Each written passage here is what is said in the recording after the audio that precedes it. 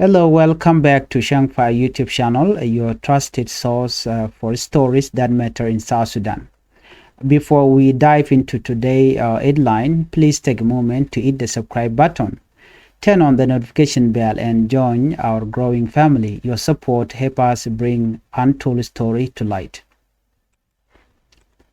We begin with Cueibet County, Lake State, where violence has once again claimed innocent life.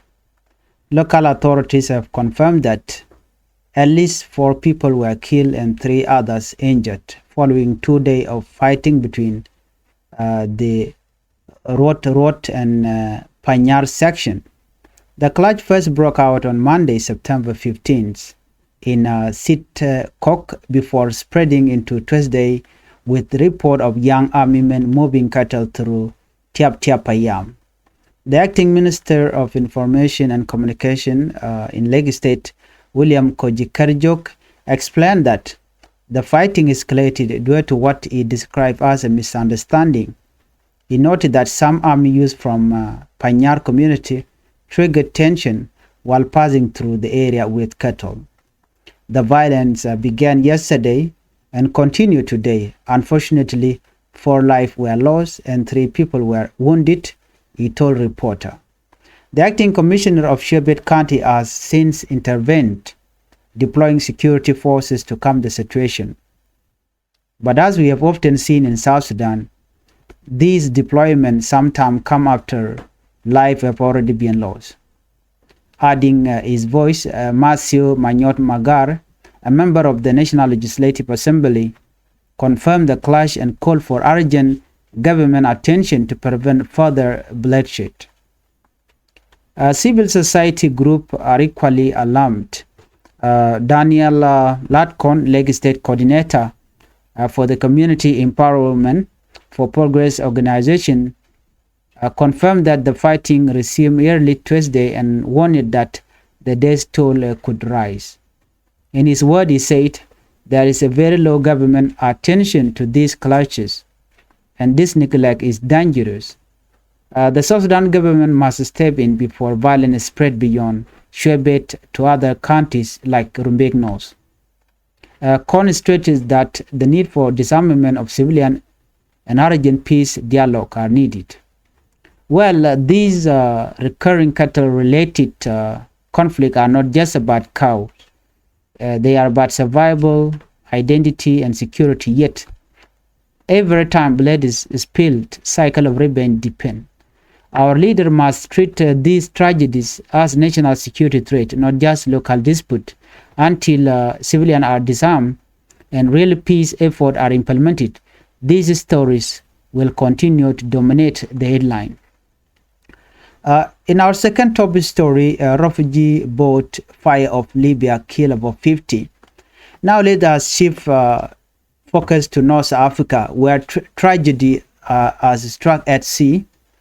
The International Organization for Migration, IOM, has reported that more than 50 Sudanese refugees died when a boat carrying 75 people caught fire off the coast of Libya on Sunday, September 14.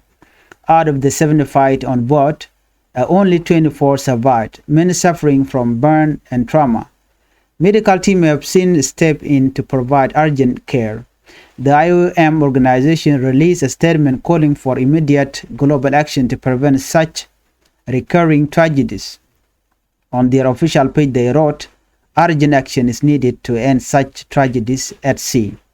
Sadly, this is not an isolated case. Just last month, another devastating accident claimed the life of 68 migrants and refugees off the coast of Yemen.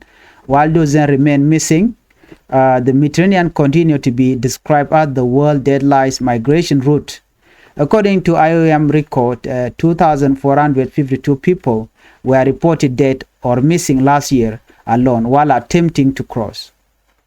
While Libya, since the fall of Muammar Gaddafi in 2011, the country has descended into chaos. Rival militias, weak government, and lack of security have turned Libya into a major transit hub for migrants hoping to reach Europe. As of this year, the IOM estimate that there are around 867,000 migrants currently trapped in Libya, many live in dire condition, facing detention, extortion, and exploitation by the smugglers, including South Sudanese, are trapped there in Libya. Behind these numbers are human beings, mothers, fathers, children, desperately searching for safety and dignity. The history of Sudanese refugees dying of the Libyan cause reminds us that regional war and poverty are pushing people into dangerous journey.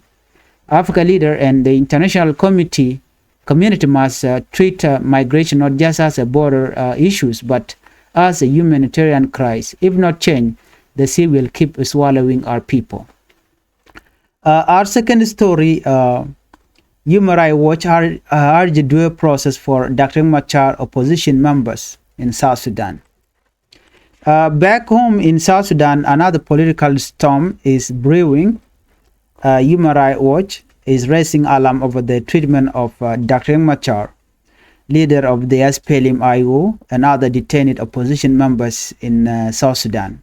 According to Nyagwa Tutpur, a researcher with Human Rights Watch Africa Division, the government is violating both South Sudan Bill of Rights and international standard.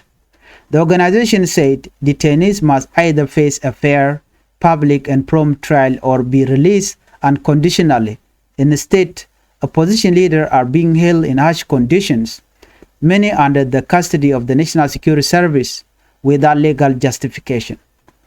Human Rights Watch is demanding that detainees must be given unrestricted and private access to their legal representative, something they have been denied.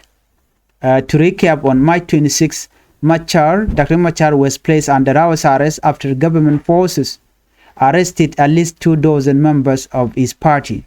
Then on September 11, the Minister of Justice announced that 21 people, including Dr. Machar, were facing charges such as murder, treason, and crime against humanity. These charges follow a week of clashes in Nasser, Upper Nile State. Dr. Machar stronghold where government forces battle with the Nuer Y Army, used commonly referred to as Nuer Y Army or Y Army. This case goes beyond Machar himself, right? It raises a critical question: can South Sudan's judicial system rise above politics? Due process is not privilege; it is a right guaranteed by the Constitution. If trials are conducted as political theater rather than legal proceeding, it will only deepen mistrust and prolong instability in South Sudan. South Sudan is at a crossroad. Will justice be applied fairly, or will it continue to be used as a weapon of political control? As we wrap up tonight's news on Changfied, we have seen the bloodshed in Cueibet, the tragedy of refugees at sea, and the legal and political storm surrounding Dr. Machar. The three different stories, but one common thread: the need for leadership, accountability, and humanity. If you found today's report informative, don't forget to subscribe, like, share this video. Join the conversation in the comment. Your voice matters in shaping our future. Thank you for watching, and bye-bye.